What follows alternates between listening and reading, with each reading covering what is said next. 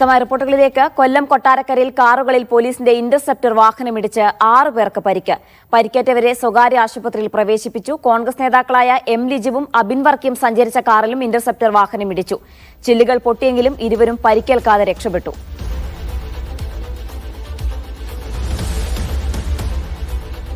എതിർവശത്ത് നിന്ന് വന്ന പോലീസിൻ്റെ ഒരു ഇൻ്റർസെപ്റ്റർ വാഹനം, അത് എനിക്കൊന്നും ഡ്രൈവർ ഉറങ്ങിയെന്നാണ് തോന്നുന്നത്. അതിൽ നേരെ എതിർവശത്തേക്ക് തിരിഞ്ഞു വരികയായിരുന്നു. ഞങ്ങളുടെ വാഹനം ഡ്രൈവർ ഒതുക്കി മാറ്റി സൈഡിൽ തട്ടി, എന്നിട്ടാണ് പിന്നിലുള്ളൊരു കാറിൽ ഇടിച്ചു കയറിയത്.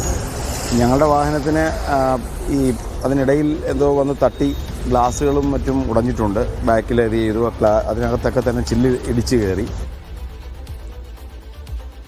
ലിജോ റോളൻസ് ചേരുന്നുണ്ട് വിശദാംശങ്ങൾ നൽകാനായി. ലിജോ, എങ്ങനെയാണ് ഈ അപകടമുണ്ടായത്? അപകട കാരണം എന്താണ്?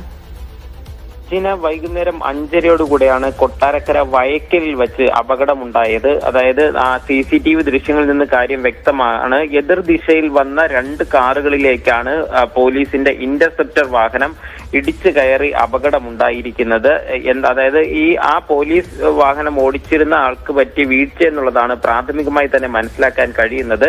ആദ്യം ഈ കോൺഗ്രസ് നേതാവായിട്ട് എം ലിജും ഉൾപ്പെടെയുള്ളവർ സഞ്ചരിച്ച വാഹനം, അതാണ് ആ ഇന്നോവ വാഹനത്തിൽ ഇടിക്കുന്നു. അതിനുശേഷമാണ് മറ്റൊരു വാഹനമായ ഇയോൺ വാഹനത്തെ ഇടിച്ചു തകർക്കുന്നത്. അതിന്റെ മുൻവശം പൂർണ്ണമായി തകർന്നിട്ടുണ്ട്. ആ വാഹനത്തിൽ കോട്ടയം സ്വദേശികളായ 4 പേര്, ഒരു കുടുംബമാണ് ഉണ്ടായിരുന്നത്. 4 പേർക്കും പരിക്കേറ്റിട്ടുണ്ട്. ആരുടെയും പരിക്ക് ഗുരുതരമല്ല എന്നുള്ളതാണ് ആശ്വാസകരമായിട്ടുള്ള കാര്യം. അവരെ 4 പേരെയും സ്വകാര്യ ആശുപത്രിയിലേക്ക് മാറ്റിയിട്ടുണ്ട്. ഇന്റർസെപ്റ്റർ വാഹനത്തിലുണ്ടായിരുന്ന SIക്കും ഒപ്പം തന്നെ ഡ്രൈവർക്കും നിസ്സാര പരിക്കുകൾ പറ്റിയിട്ടുണ്ട്. അവരെ കൊട്ടാരക്കര താലൂക്ക് ആശുപത്രിയിലേക്കാണ് മാറ്റിയിരിക്കുന്നത്.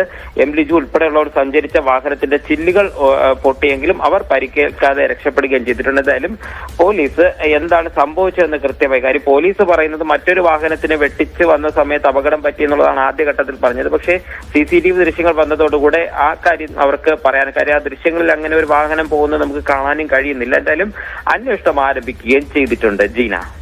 ശരി ലിജോ, ഏതായാലും 6 പേർക്കാണ് അപകടത്തിൽ പരിക്കേറ്റത്. ആരുടെയും പരിക്ക് ഗുരുതരമല്ല എന്നതാണ് വിവരം. വിശദാംശങ്ങളാണ് ലിജോ റോളൻസ് നൽകിയത് കൊല്ലത്ത് നിന്ന്.